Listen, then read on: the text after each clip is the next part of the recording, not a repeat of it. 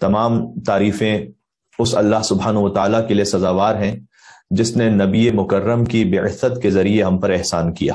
بے شک، سبحان اللہ، سبحان اللہ۔ وہ احسان جس سے گزشتہ امتیں محروم رہیں۔ بے شک۔ جملے کو اگر پھر سے آپ کی خدمت میں عرض کروں، ایک خاص وجہ سے تمام تعریفیں اس اللہ کے لیے سزاوار ہیں جس نے نبی مکرم کی بعثت کے ذریعے ہم پر احسان کیا، جس سے گزشتہ امتیں محروم رہیں۔ آپ جانتے ہیں یہ فقرہ کہاں سے اخذ کیا گیا ہے؟ یہ در حقیقت پہلا جملہ ہے صحیفہ سجادیہ کی دعا نمبر 2 کا۔ سبحان اللہ، سبحان اللہ۔ ایک مل کے صلوات بھی دیں محمد و آل محمد، اللہم صلی علی سبحان اللہ قبلہ۔ کیا کہنے؟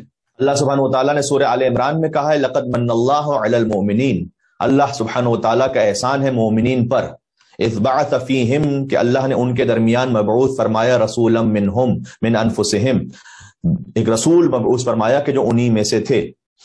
یعنی جب حضور کی بعثت ہو تو کچھ مومنین کا ہونا ضروری ہے از روئے قرآن کے جن پر وہ احسان ہو سکے۔ سبحان اللہ، سبحان اللہ۔ کیا کہنے قبلہ؟ سبحان اللہ۔ مجھے بتلائیے کہ خانوادہ بنی ہاشم کے علاوہ اور حضرت ابو طالب علیہ السلام کے علاوہ کون وہ مومن ہے کہ جس پر اللہ سبحانہ و تعالیٰ نے احسان کیا؟ کیا کہنے؟ سبحان اللہ، کیا کہنے؟ سرکار ابو طالب اللہم صلی علی محمد و آل محمد۔ محمد و آل محمد عجل فرجہم۔ کیا کہنے؟ سبحان اللہ۔ یتلو علیہم آیاتہ، اس رسول کا کام یہ ہے کہ آیات کی تلاوت کرے، ویزکیہم، اور تزکیہ نفس کرے، ویعلمہم الکتاب والحکمہ، اور کتاب اور حکمت کی تعلیم دے۔ بہت غور فرمائیے گا، اللہ عز و جل نے کہا حضور کے کاموں میں سے پہلا کام یہ بتلایا کہ آیات کی تلاوت کریں حضور، اور تزکیہ نفس کریں۔ آیات کی تلاوت کریں گے حضور جبھی تو معلوم ہوگا کہ اللہ سبحانہ و تعالیٰ کا کلام کیا، اللہ کا کلام بھی ہم تک پہنچا ہے مصطفیٰ کے وسیلے سے صلی اللہ علیہ وآلہ وسلم۔ اگر وہ نہ ہو تو ہم تک تو خدا کا کلام بھی نہیں پہنچ سکتا۔ وہ کیسے مسلمان ہیں کہ جو بغیر وسیلے کے اللہ تک ڈائریکٹ پہنچنا چاہتے ہیں؟ ہم تک تو اللہ کی نورانی کتاب بھی حضور کے وسیلے سے پہنچی ہے۔ بے شک۔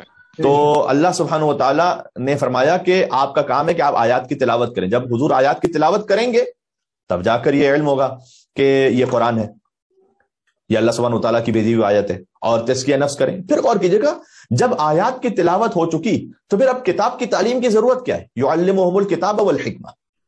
واہ، بھائی جن کے سامنے آیت پڑھی جا رہی ہے وہ کوئی چینی ہے، کوئی جرمن ہے، فرینچ ہے، جو عربی نہیں سمجھ رہے ہیں۔ اللہ اکبر، اللہ اکبر۔ عربی تو اچھی طرح سے سمجھ رہے ہیں، جبھی تو حضور کی زبان مطہر سے ادا کی ہوئے الفاظ کو وہ معجزہ تصور کرتے تھے۔ مہذا کلام البشر، کہتے تھے کہ کسی بشر کا کلام نہیں ہو سکتا۔ تو وہ اس فصاحت و بلاغت کو سمجھ رہے تھے، میسج کو ریسیو کر رہے تھے۔ یعنی پتہ چلا کہ آیات کی تلاوت فقط کافی نہیں تھی جب تک کہ حضور خود کتاب کی تعلیم بھی نہ دیں۔ سبحان اللہ، سبحان اللہ، بے شک۔ سبحان اللہ۔ حضور آیات کی خود تلاوت کریں تب جا کے قرآن کافی نہیں ہوتا جب تک کہ مصطفیٰ کی تعلیم نہ ہو۔ سبحان اللہ، کیا کہنے؟ بحبیب خدا ختم الانبیاء صلوات، اللہم صلی علی محمد آل محمد عجل فرجہم۔ سبحان اللہ قبلہ۔ خود حضور تالیہ کتاب ہو، تلاوت کرنے والے، تب بھی جب تک کہ حضور تعلیم نہ فرمائے کتاب اور حکمت کی، تلاوت کافی نہیں۔ واہ، حضور کے سامنے ہوتے ہوئے قرآن کافی نہیں ہے، تو حضور کے پردہ فرما جانے کے بعد حضور کی سنت اور حضور کی اطرت کے بغیر قرآن کیسے کافی ہو سکتا؟ سبحان اللہ، بے شک۔ کیا کہنے؟ تو اللہ سبحانہ وتعالیٰ کا احسان تھا مومنین پر کہ اس نے ان کے درمیان ایک رسول کو مبعوث کیا ہے۔ بے شک۔ وَإِن كَانُوا مِن قَبْلُ لَفِي ضَلَالٍ مُبِينٍ، جبکہ اس وقت کا وہ معاشرہ کھلی ہوئی گمراہی میں مبتلا تھا۔ تو یہ جو احسان کا لفظ ہے یہ قرآن کریم میں استعمال ہوا، اور پھر مولا سجاد علیہ السلام نے صحیفہ سجادیہ میں سے اس انداز سے ارشاد فرمایا کہ نبی مکرم کی بعثت کے ذریعے اللہ سبحانہ وتعالیٰ نے ہم پر احسان کیا ہے، اور اس میں مولا نے گویا مفسر قرآن ہے، سب سے بڑے مفسر اہل بیت اطہار قرآن کے، وہ احسان جس سے گزشتہ امتیں محروم رہیں، اس امت کو نبی مکرم کی بعثت کے ذریعے عطا فرمایا۔ سبحان اللہ، سبحان اللہ۔